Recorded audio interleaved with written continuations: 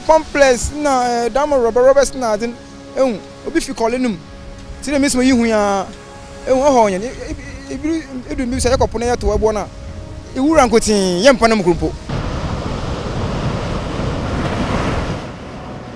The ocean and our water bodies cover 70% of our planet, and we rely on them for food, energy, and water. Since it's not biodegradable, it floats on the sea, and when the fishermen cast their net, especially those at the beach scene, when they catch their net, they harvest more plastics than that of a fish.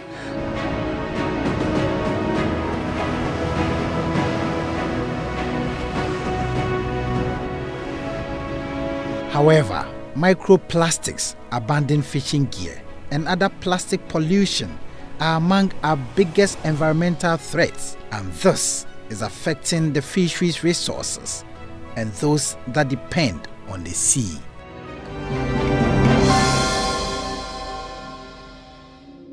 Jamestown is one of the biggest coastal communities in Accra.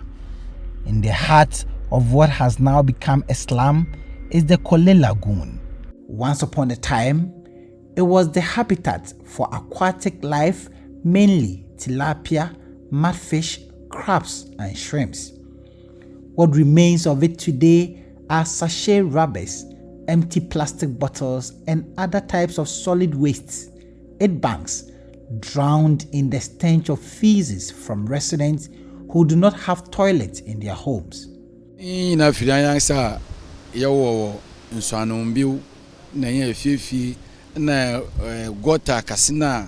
The plastics you see here are from some of us who gather our rubbish from our homes and come and dump them in the sea.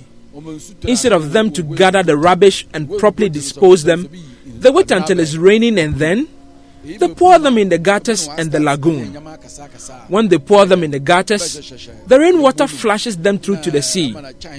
And this is the outcome of our activities at home. And this causes havoc for we the fishermen.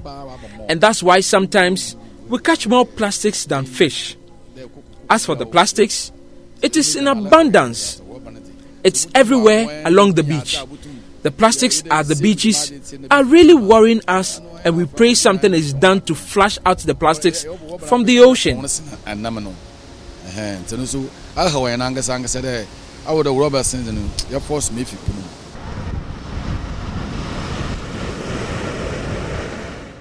Kwesi Nyakon is a fisherman here in Jamestown.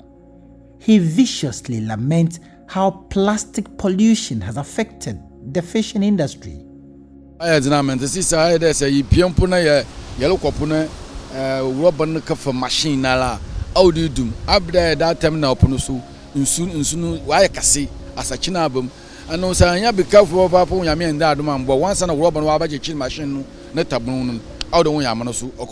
been difficult for us.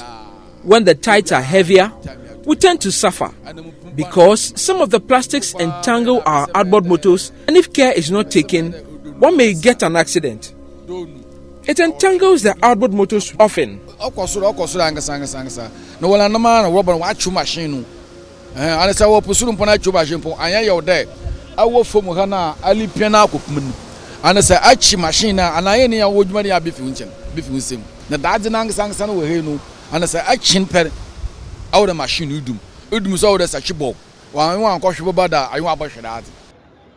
It's almost sunset, and the day's toil is almost over.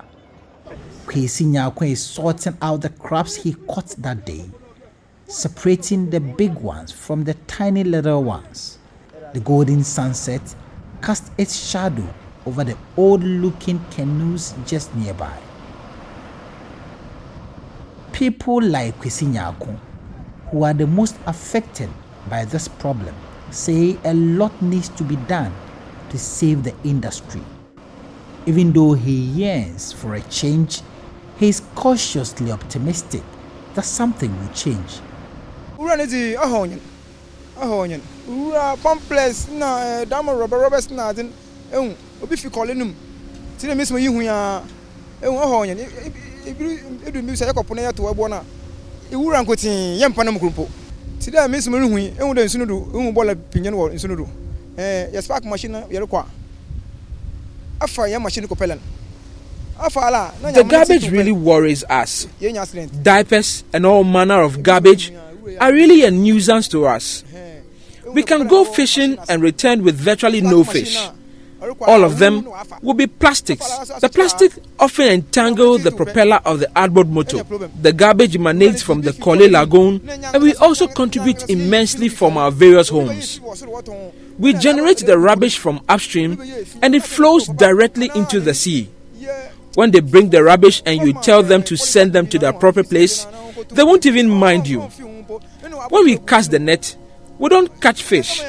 We rather harvest diapers, rubbers and other stuff. Bola, pad, complex, nyama bebre. I was a baby one or the bola no call. Now, if you want for bola no call, what about in for 1 o'clock, 12 o'clock, what about to go punano? No, so for the consume. Kojo Ejumakun, another fisherman who has been in the industry for years, paints a picture that's not entirely different from that of Kwesi Nyakun.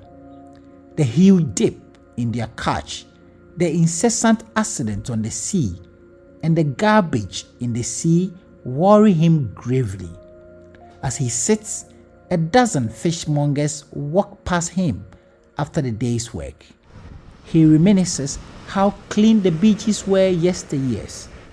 Ocean-bound plastic is a critical issue, and there has been instances of fishers also dropping plastics at sea as bags of sachet water are sent to sea, but the empty sachet do not come back. Nana Kweja is the president of the Canoe and Fishing Gear Owners Association of Ghana. He understands the enormity of the pollution of the sea. We have engaged some canoe owners, and we will continue engaging canoe owners and fishers as to what fishers can do to address the plastic pollution that we find at the landing beaches. Going forward, we are looking at setting up model communities, supplying them with dustbins to be able to separate waste at the landing beaches so that plastics can be taken away, probably to firms who are into recycling and who can even buy these plastics from fishers who collect them. Over 300 million tons of plastics are produced each year, 10 million tons of which enters the ocean. The ocean has greatly slowed the rate of climate change as a result. It has also trapped an estimated 90% of the excess heat created by the climate warming gases. Ocean Hub, a research organization, estimates that globally about 8 million metric tons of plastics are dumped into the sea annually. 80% of these plastics that end up in the sea are from land-based sources, and thus poses a huge challenge to the human populace. Data from the Ministry of Environment, Science and Technology indicates that in Ghana, the plastic composition of waste generated in the country has been increasing over the years. In 1992, it was 0.7% of waste generated in the country. In 2008, it increased to 2.8%. In 2019, it shot up to 17%. It is feared that the trajectory of increase will continue if nothing is done to deal with the tons of waste that get into the ocean on a daily basis. It's really a challenge. In terms of the total plastics waste that is generated, Ghana does about 0.84 million metric tons annually. 10%, only 10% is recycled. about 9% finds itself in the ocean. So we had a look at the global perspective, and we are seeing that the same thing is reflecting in country, where a chunk of the waste that we generate finds itself into the sea. In terms of the impact, very key impacts. Another report by the World Wildlife Foundation, which also indicates that averagely, an average person ingests into your system approximately 5 grams of plastics weekly. And to bring it home, the 5 grams of plastics can be likened to a credit card, the size of a credit card on the average every week. That's the quantity of plastics that we inject into our system. Because obviously the plastics have penetrated through our food chain. So you sit in Accra, you have your delicious fried rice and chicken and whatnot, and you think that, oh, I mean, the presentation is good, I cooked it well, there's nothing, but you have no idea the chemicals. Lydia Esua is the Director for Policy Planning, Monitoring and Evaluation at the Ministry of Science, Environment and Technology. Lydia is worried about the environmental impact of the garbage that is dumped in the ocean. On the average, it's having a toll on us. Because of the ingestion of the plastics, we are having issues, or the effects of plastics is also being seen in terms of some human health issues that are confronting people. So the issue of obesity, the issue of fertility, people's, not having or having challenges to give birth because of the fact that the plastics are able to mutate the way the hormones are in our system and are able to interfere with the way the hormones operate. So it's really an issue. The other thing, impact that I shouldn't forget to mention, has to do with the issues of livelihood.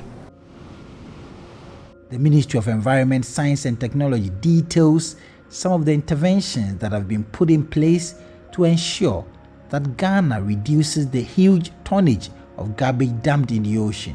One of the key things that we are doing is working with the Basel, Rotterdam and Stockholm Convention, the Secretariat, with support from NORAD, the Norwegian Development Agency, right, to roll out interventions. So one of the key pilot projects that we did is providing incentives for the collection of fishing nets.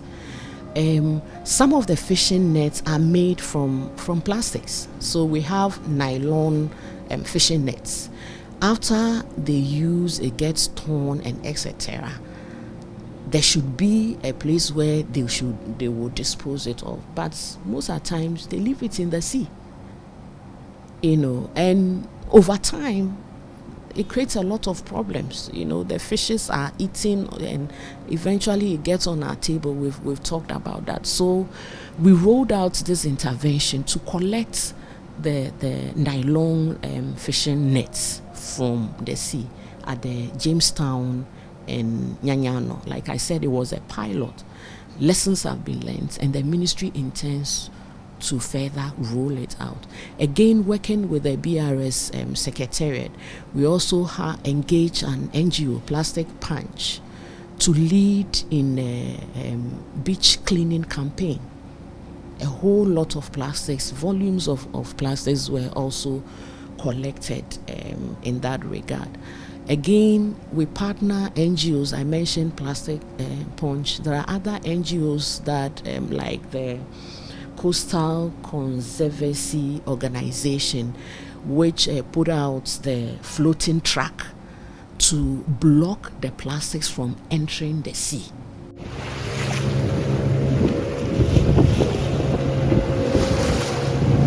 The devastation that plastics are causing the fishing industry is far-reaching. Researchers have recently found alarming levels of plastics in the bellies of fishes, not in the ocean alone, but in Ghanaian lagoons too. Microplastics that end up in water bodies become even more difficult to manage because marine creatures ingest it. On the spawning grounds affects the life forms which the fishes lives on. Therefore, you may not have a lot of fish spawning in there, and therefore it affects the supply of fingerlings or other varieties to the ocean. The second one is the plastic on our beaches. It also affects the livelihoods of the community in the sense that a dirty beach is not suitable for any form of alternative livelihood, for tourism purposes, for swimming and other forms of recreational activities. Then the rest that goes into the sea, definitely, since it's not biodegradable, it floats on the sea, and when the fishermen cast their net, especially those at the beach scene, when they catch their net, they harvest more plastics than that of a fish. So if you waste your energy to harvest more plastics than fish, then that likely affects your livelihood because you cast the net into the sea, spend the whole day to pull it out. So the amount of money you spend, the amount of energy or efforts you spend going to sea and pulling it and realizing that, oh, you harvest more plastics than the fish that you intend to harvest and sell for your livelihoods, all those along the beaches. Professor Kofi Nyako is the country lead for Ocean Hub, an organization that's working to create an enabling environment for the integrated challenge-led ocean governance research. Professor Nyako is sounding alarm bells on how the plastics and garbage in the ocean are affecting marine life and the general livelihood of fishes who depend on the ocean. The government needs to hold the bull by the horn by trying to not ban plastic in its entirety, but to reduce the production of plastics. Then the other point is the sorting of plastics.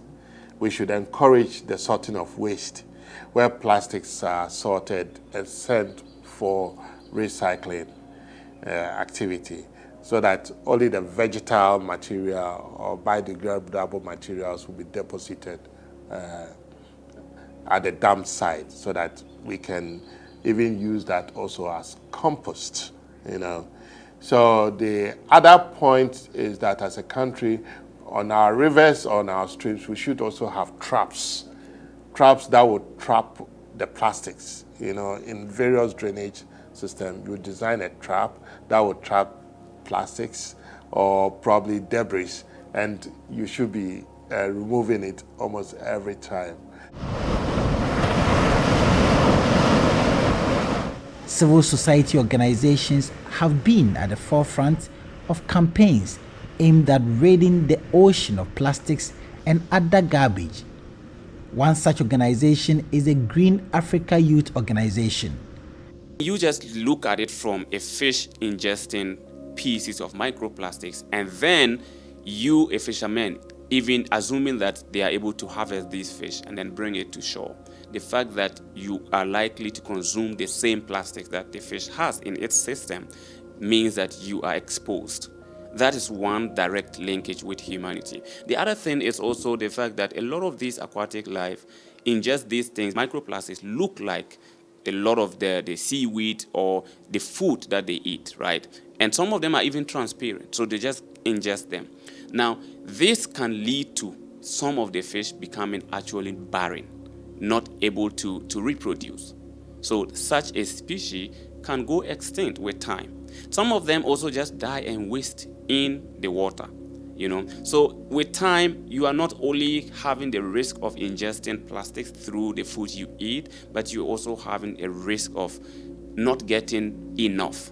And then that is where the discussion of food availability and food security comes in, because we talked about number of times how the goal to end hunger is, how to ensure that people have a livelihood is. And now if you have a situation where people are not even able to afford a meal because it is not there, that could be more the worst case scenario.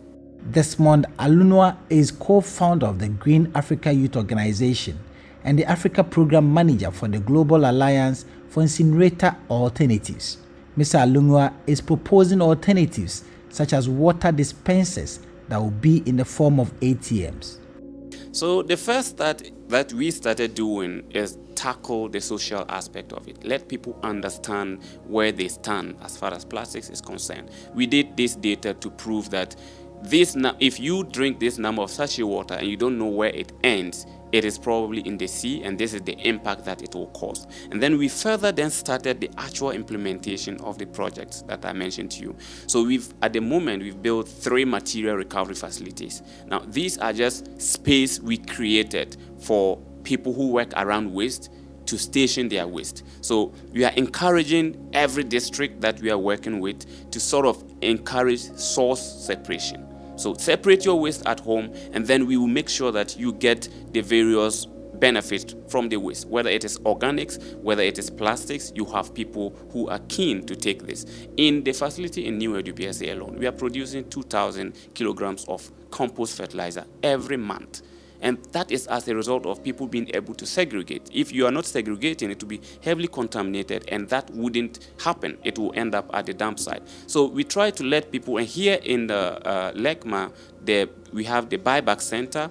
In Labadi, we have a buyback center. And then again in Labadi, we have a bigger facility called the Material Recovery Facility, which the municipality is housing. Now, on daily basis, people are bringing their plastic waste, especially the PET, and they are getting appreciable value, because it's like you bring it, it's a buyback center. You bring your waste, you get money for it. So it gives people the encouragement that if you take this amount of waste there, which is plastics, you get money. Government, together with the Global Plastic Action Partnership, launched a national plastic management policy in October 2019. The policy seeks to provide a comprehensive plan for the management of plastics to drive sustainable development, green job creation, and environmental protection. For fishers like Kwesi Nyako, government has to give an urgent attention in order to save the sea.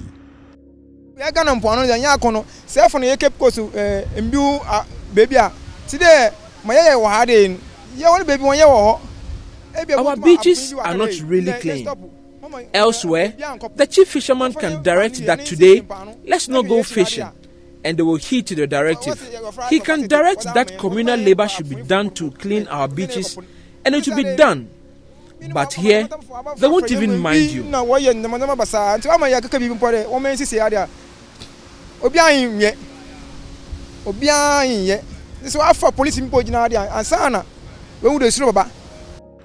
The Director for Policy Planning, Monitoring and Evaluation at the Ministry of Science, Environment and Technology, Lydia Isuya, says the ministry is putting together a policy document to deal with the situation. For instance, the immediate things that we may have to look at has to do with the single-use plastics. The ones, banku rubbers, the bread, the carry-on, those items. But we are conscious of the fact that currently there are businesses that manufacture those things.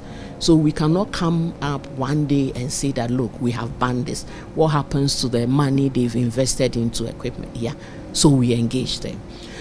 Again, because the producers, the importers and manufacturers are putting out the products on the market, they have a responsibility to ensure that they put in place collection centers, buyback centers to collect the products they put out there.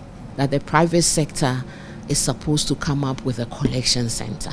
So if I buy your bottled water or any products, and you have set up a collection center, so I know that after using it, I must take it to this collection center, and the education is ongoing. So to see whether things have changed is a process. terms of the collection as well, my honorable minister has also put out this concept of the grid system. Currently, the collection of plastics is incentive based on the quantity. So you collect your plastics, you go, it is weighed, multiplied by a certain amount that is per ton or anything, and then you are given the money. So the new thinking that the honorable minister has brought on board is that we have this grade system where if you take this ministry enclave, we grade it, give it out to collectors, and when we come, the monitoring or inspection officers come and they don't see any plastics on the grade that has been given to you, you are incentivized, provided some reward. So instead of weighing and getting the money, we are changing it to the preventive, because the key word is prevention. So we prevent it from being on the land and ultimately getting into the waterway. So when we come and in the plots that has been given to you, you have no plastic on it, then you are rewarded, as against the current system of the incentive based on the weight of the plastics that you generate. The Ministry of Environment, Science and Technology indicates that it was working in partnership with stakeholders to advance the National Action Roadmap, a locally designed ambitious plan that provides a clear set of actions for Ghana to achieve zero plastic leakage into oceans and waterways by 2040. Many governments under this Fourth Republic have struggled to deal with the menace. Whereas some have threatened to completely ban the use of plastics, others believe that a responsible populace that is environmentally conscious could do the trick. While we sit to discuss and debate, the ocean and its mass of content have to deal with filth and toxic pollutants. The sea spits out some garbage out on the beaches sometimes, but who knows the extent of harm it leaves to the marine life. Richard Kwejo Nyako for JoyNews Hotline.